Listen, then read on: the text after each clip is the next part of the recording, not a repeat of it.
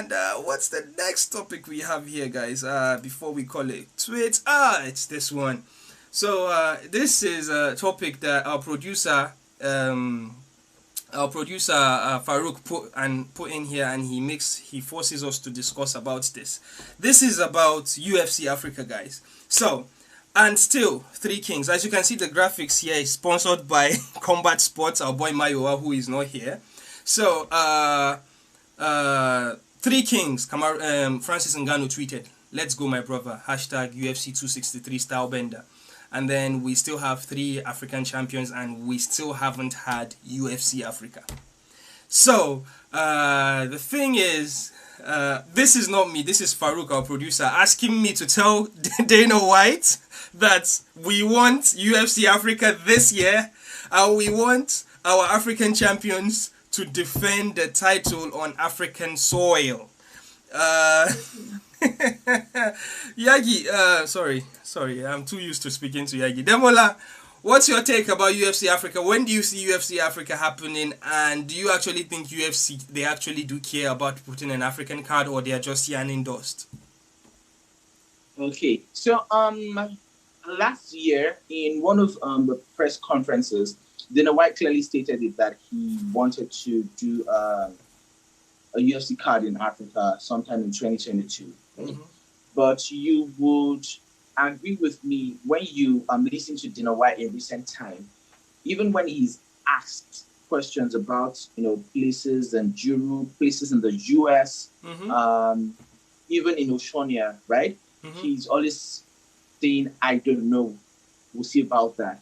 Because there are actually a lot of logistics constraints when it comes to organizing these events in various places.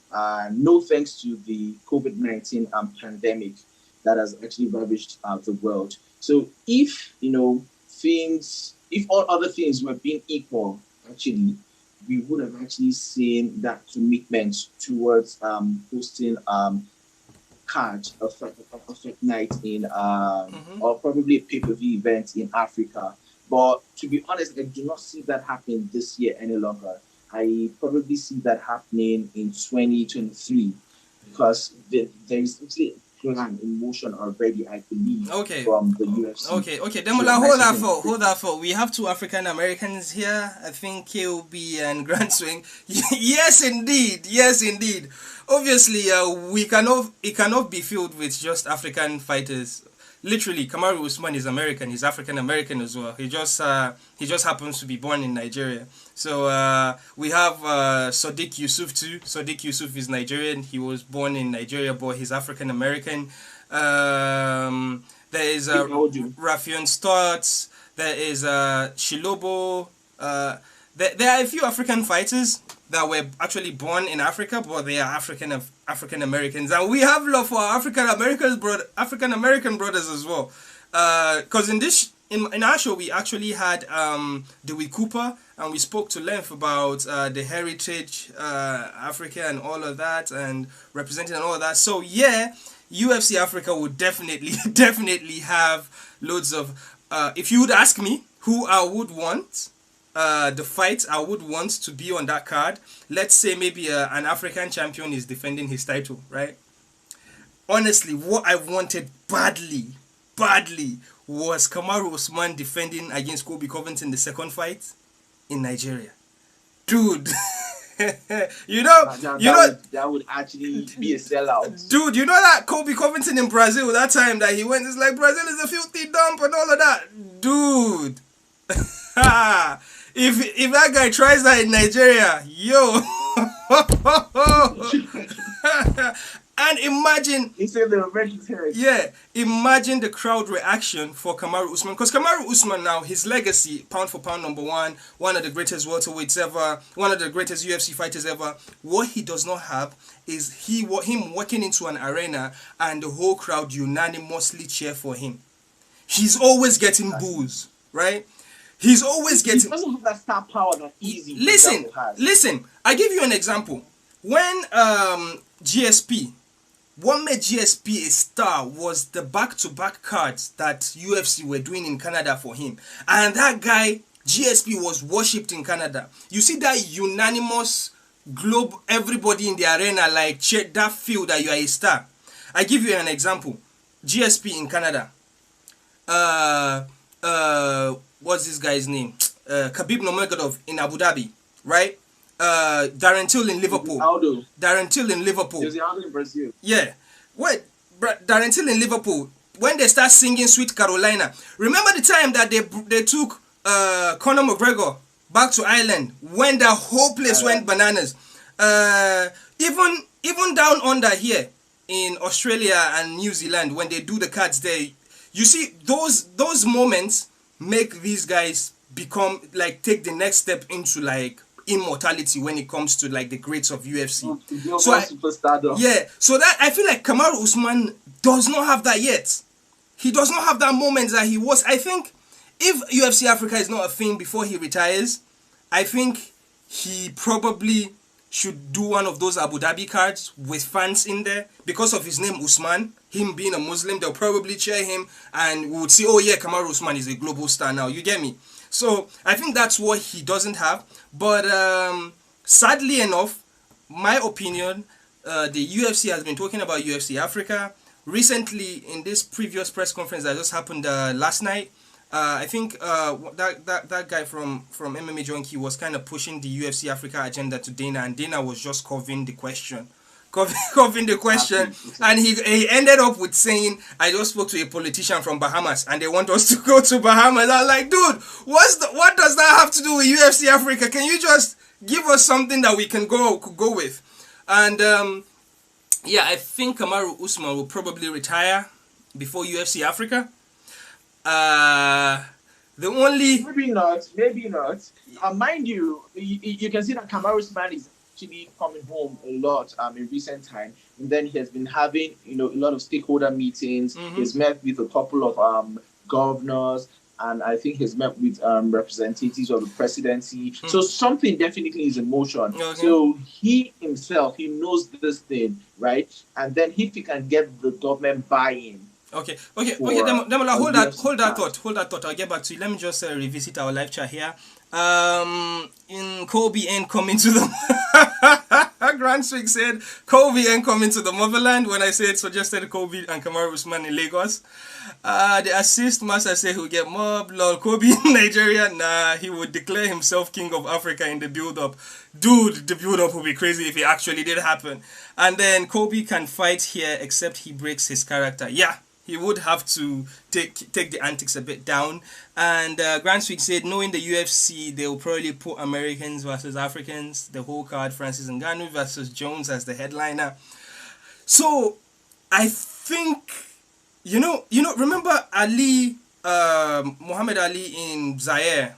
I think that was Ali Boumaye, Ali versus Rumble in the Jungle. I forgot who he fought. Anyways, that fight was huge because of the people headlining the card. That is Ali. There was a huge story coming out that Ali cannot beat. I keep on forgetting who this guy is. There was a big thing about Ali cannot beat that guy. Ali was the underdog coming into that fight, and Ali did rope-a-dope to win. Anyways, what I'm saying is the story has to be there, right? The headliner, the fighter, is very important to make it grand. And when we're talking about technicalities and logistics, I think they should be. Yeah, thank you very much, Grand Swing. It's George Foreman, Ali and Foreman. So I think the only way we can see UFC Africa, I kind of agree, Ngannou should headline the card because of his story of him traveling out of the continent the way he did. It's very popular for him coming back to African soil and defending that title on African soil. That's a beautiful story. But then the thing is, it's not an arena event. It has to be like a stadium event, right? Just like Rumble in the Jungle, because it was a stadium in Zaire at that time, but now it's called Congo, the Democratic Republic of Congo. And as at that time, the Congo had a president that was like, what's the name of presidents that don't want to leave their title? What do they call them? I'm sorry, guys, I'm forgetting what. Not it. Tyrant or dictator? Yeah, one of those. Yeah, one of those words. I'm sorry, guys. English is not my first language. So, that president was sort of like that, and there was a bit of controversy. So he had a lot of money. So he did that show to show that Rumble in the Jungle, to show the rest of the world that, hey, people are saying I'm bad, but I'm not bad. Look, Congo is thriving, or I should say at the time Zaire is thriving. So there was a lot of political things going on in the background for that to happen. So that was why that fight happened. The president actually paid for the fight to happen. So now, UFC is a business. They will not come and do a charity work for Africa unless they are making money out of it. So it's either they are making money, right? They would actually make money, or a government, just like Abu Dhabi are doing. They are doing come to Abu Dhabi tourism. That's why they are partnering with UFC, and they spend more money than UFC do. So unless there's an African government that is willing to spend money to do a showcase like that, put the show in a stadium, sponsor the whole thing, to get somebody like Francis Ngannou with a beautiful story, and as Grand Swing said, Francis Ngannou versus Jones will be mad, man. It will be crazy. Anyways, massive. And I'm sorry. I feel like I've been talking too much more than you. You've been twice now. I've interrupted you. You did not finish your point. I apologize about that. You can talk now if you haven't forgotten. I'm sorry about that. Okay, exactly. One of the things I was saying was something you talked about. Government buy-in. So I think Cameroon is currently working on having the Nigerian government buy-in to be able to host a UFC event in Nigeria. So let's hope and pray that he's actually successful in his lobbying with the Nigerian government, and hopefully we'll see a UFC event between 2022 and 2023. But for me, if you ask me for a prediction, I strongly feel we'll see it in 2023. Yeah, and you talking about it coming to Nigeria, honestly. Sorry to interrupt you. Remember, Nigerian elections are coming up in 2023, so Nigerian government will want to impress everybody. Well, the thing is, I honestly think if UFC, because they say they've already started talking, I actually think they're speaking to South Africa. You know why? Because South Africa, they have some UFC fighters, Dricus du Plessis. Actually, it happens to be only Dricus right now, because JP Bice is not fighting anymore, and forgot who the other guy is, has moved to PFL. Anyways, so South Africa, they own the network that have the broadcasting rights to UFC, which is Super Sport. Everything is down there in South Africa. They have arenas. So UFC, I think, can easily do a fight night in a 10,000 capacity arena, right? Not a pay-per-view. But when we're talking UFC, yeah. So when we are talking about a pay-per-view, bro, I think it has to be in one of the black African countries, that it will be done in like a stadium in a black African country, that when the camera pans into the crowd, they would actually see black faces. You understand? Not like no, it's not like I'm being biased or I'm trying to push away, trying to be like some type of person that I'm not. Not like if it's done in Morocco, for example, because MMA is popular in Morocco, there'll be Arabs there, which should sort of be like the same as being doing it in the Middle East. You get me? So somewhere in Black Africa, and I think Nigeria should be the place. But me and you coming from Nigeria, we understand the logistics of that, right? We understand of how impossible it can be unless the government says we want to actually host you guys. Yes, You understand? Exactly. So Exactly. I hope that happens. But before we continue, Let's hope we pray. Yes, I'm just going to go back to the comment section. KOB said, did you guys catch the reporter that asked Easy who dresses the best between him, Francis, and Kamaru? They want them to fight, compete each other so badly. Yeah, I did see that actually. And he says, the reporter was like, so you Easy, you're kind of like in a competition of dressing with Kamaru Usman and Ngannou. And he was like, nah, first of all, it's not competition. He kind of shut it out down. And he was like, it's not competition. It's just that it's they dress fly, they they wear the shikis and all of that. So he kind of pushed the narrative away of the reporter saying it's a competition. He said it wasn't. KOB was talking about the dictators here. Assist Master say, yeah, it should be in South Africa, plus the UFC and EFC link. Exactly. You were talking about the EFC as well. So there is actually a promotion in South Africa called the EFC, which actually do a very good job when it comes to the production.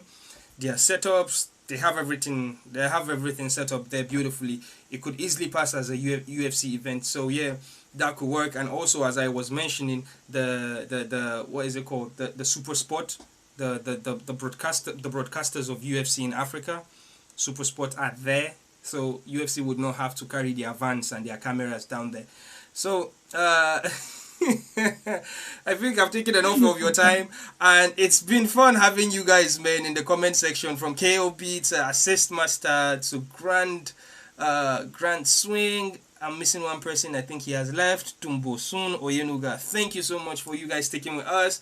It was nice chatting with you guys. Demola, thank you as well for staying and chatting with us. And yeah, guys, make sure you like, subscribe, do all the good things for us. And yeah, we out. African Fighters. Come on, Africans!